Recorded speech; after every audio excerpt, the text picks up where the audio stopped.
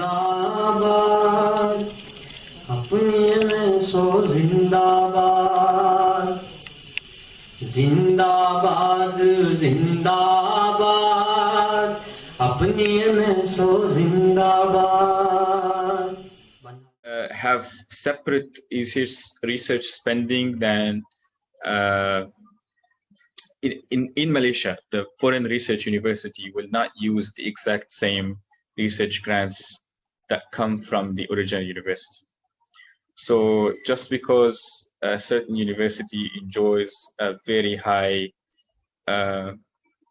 research funding in the country of origin, that doesn't mean that the same research funding will be used in Malaysia. So this is something to watch out for. It is important to speak with the people in the universities and get exact details from them personally. The universities, the foreign universities in Malaysia are relatively new, especially because there was a project to start this movement of foreign universities into Malaysia in Johor, a certain city here that was made to be attractive to foreign universities. And foreign universities still receive some government grants, but of course it will be smaller, and even the postgraduate work in foreign universities is still smaller. The number of programs is less. A potential good thing might be for you that there is an emphasis on the use of English in foreign universities. So there is more sense of integration in terms of language. And there would be more uniformity in teaching because it would be the same across different campuses and the same between different professors and the like. Another useful aspect of doing social science research in somewhere like Malaysia, in a private or a foreign university, is that, or even a public university for that matter, is that social science research can be done on cross-cultural topics. So you can take a topic that was already established somewhere else and test if it applies in Malaysia, and you will get published. Because this is new. Even though the topic itself is well established somewhere else, that doesn't mean that it applies in Malaysia. So translating and doing this kind of work is very, very important to Malaysia so that Malaysia could have this sort of new understanding. And it's also very useful for the people who created the topics and the work abroad, because they can see that it either matches or mismatches with other cultures. So it's a very big potential for this. I will be speaking briefly about generally what the social science situation is like in Malaysia in terms of output, research output. So I have taken out this graph from the SCImago journal and country rank. It basically looks at articles that are coming out of different countries during a certain year. And as you can see, for Malaysia, engineering has a very high research output throughout the past 10 years. Very high, explosive research output coming from Malaysia. Medicine is high, material sciences is high, mathematics is good. But if you go to the social sciences, it is not rising very rapidly. Now, it's still there. However, it's not rising at the same rate. This can be a good thing. Because it can be seen as you have more room to do more of that cross-cultural work that I've talked about earlier. You need to have your own innovation so you can produce something new and original and fits the context. And this itself is a very good thing. However, you are not walking into a very high output social science research environment. It is growing, still growing.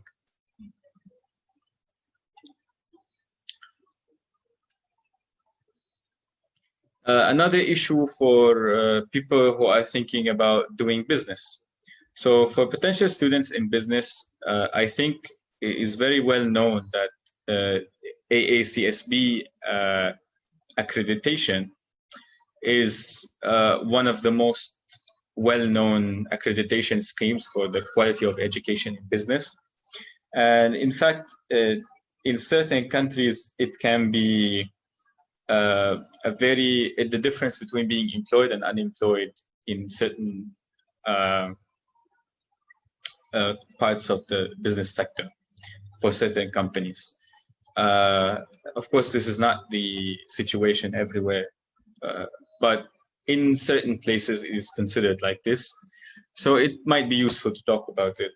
In terms of this accreditation, this list contains all of the universities that are accredited with this accreditation in Malaysia. And you can see that they are all public research universities. Maybe there is one exception, but the rest is all public research universities, the universities that Brother Hassan was talking about. In terms of internships, it's very important to consider internships before going, depending on the field of social science that you're going into. So for example, in business, it can be very useful to have an internship because you get to apply what you learned and you graduate with a certain number of months of experience in a certain field. So it's easier to get employed in that field. You have a bit of a bigger CV for a fresh graduate. So it is important. Internships in general, flat out, are not permitted by law.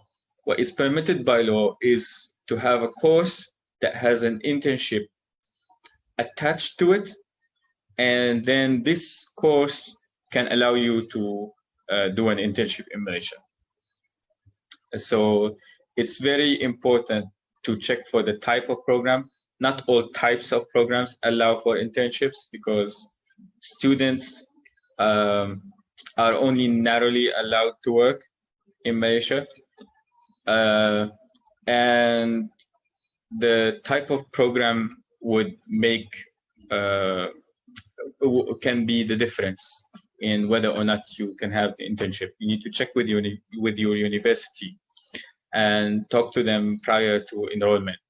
Try to talk to not just the person who is recruiting you to come study, also try to talk to someone from your department, from your faculty, and interrogate in more detail about whether or not you are allowed to do an internship, and if yes, then where, and is it paid, and is it for international companies or national companies? There can be significant differences. Another issue could be language. English is largely spoken in Malaysia. However, when it comes to the workplace, when it comes to internships and things like that, Malay could be, which is Bahasa Melayu, the language, the official language of Malaysia, could be required. So this is also a potential hurdle with internships,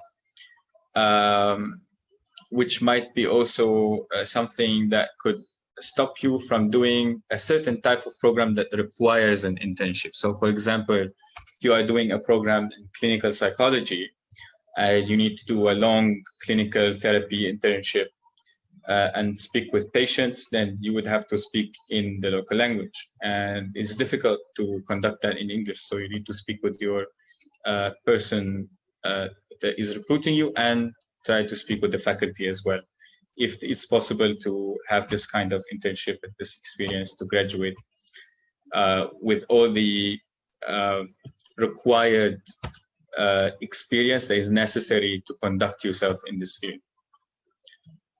Sometimes it's not quite clear when you go to the program main page on the university's website. You go and you see that English is required, and then you see what kind of English is required, what is the a test that is required. So for example, you have the TOEFL test, the IELTS test, and all of these tests, but they don't tell you that you might need Malay or Bahasa Melayu. So this is something to consider and talk to the university and make sure whether or not you are able to do this. I will also be sharing a bit about my visa experience. Similar to Muaz, I had an issue with coming to the country at first on what is called the social pass. That means that you go into the country and you stamp your passport at the airport, visa on arrival, which is usually 3 months, and then you apply for visa, for student visa. And that was a mistake as well. What you should do is wait and apply for the VDR, which is the visa with reference, through EMGS, and then go with that paper in your hand to the airport, and then hand it over to immigration over there, and you can start processing the endorsement of the visa on your passport. As a result of me coming to the country on a social pass, I had to leave, and I traveled to a nearby country, and I stayed there for a while. I waited for the process again, and then I was able to enter the country. So thank you very much for attending. I will be posting my LinkedIn address, so please do add me for any potential requests that you may have, and we can keep in touch.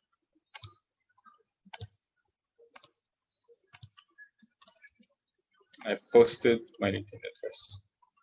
All right, thank you very much.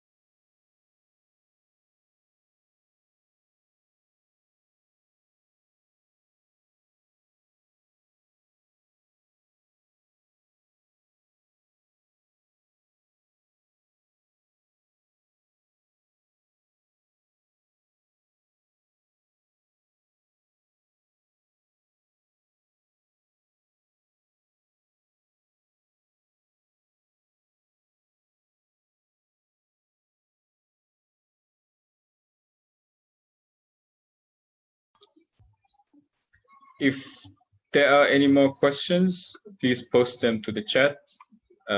We can stay longer for a few minutes.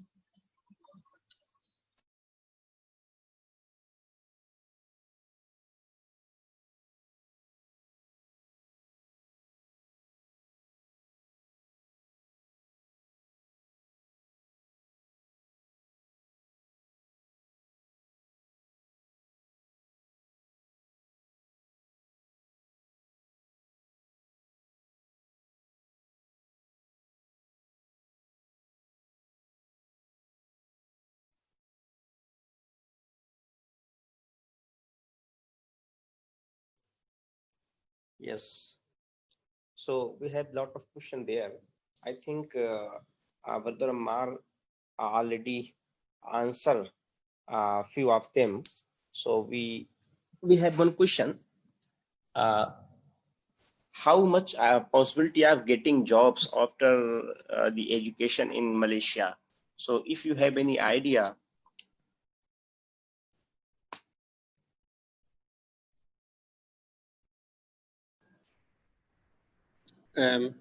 If I can answer, Yes, please. yes, the opportunity for getting a job while you are studying or after graduating from a Malaysian university.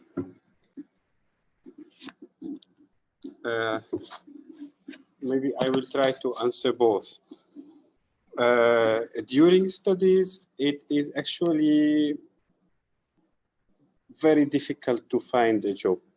But may I say that with during research, master's by research and PhD, if you are enrolled under a good supervisor that is resourceful and he has research grants, currently you can get a salary from your supervisor. And as far as I heard from some private universities, they can give you some teaching responsibilities. But other than that, if so it's between you and your supervisor. Other than that, if you want to find a job yourself, it is difficult in Malaysia. You don't really get a work permit with your student visa. It's not like European countries and the US in this prospect.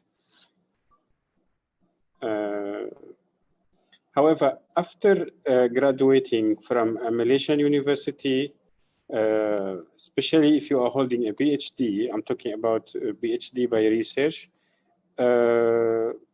for PhD, it is relatively easy to find a job in Malaysia. Relatively. Many of my fellows already graduated and they are working in postdoc and in teaching opportunities in the same university they graduated from or in different universities. So the chance of finding a job after graduation is there, but to help you finance your study, unfortunately, I would say it's next to impossible, as far as I know.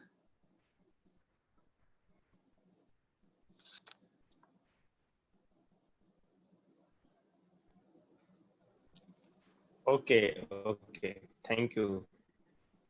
So,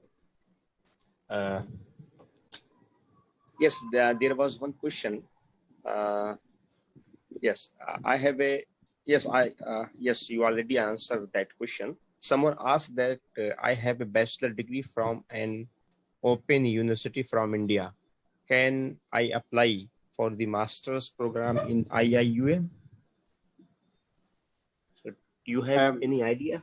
Yeah, it depends on the program. If you can, I think IIUM is a big university and they cover most of the research interests. So I would advise applying to IIUM, especially in engineering, business, and social sciences and religion. And I think it's highly likely to get an admission in masters. I think, yes, open university or not, it doesn't matter much in Malaysia. Okay. Someone asked about the masters and postgraduate in agriculture and fisheries. Yes, agriculture. Yes, for agriculture, I think UPM is the biggest university, maybe followed by USM, but all research universities have agriculture. also have. And I think the chances are high in agriculture, veterinary medicine also, and for fisheries and I don't know, marine sciences. I don't know what you call them exactly. I also think that they are important in Malaysia. Malaysia has a lot of islands, has a very long coastline, and they have a lot of interest in these fields. I think the answer is yes, it's recommended. Malaysia is recommended in these fields. Okay. So, what about scope of postgraduate in medical? If someone did bachelor in medical science from India, so is there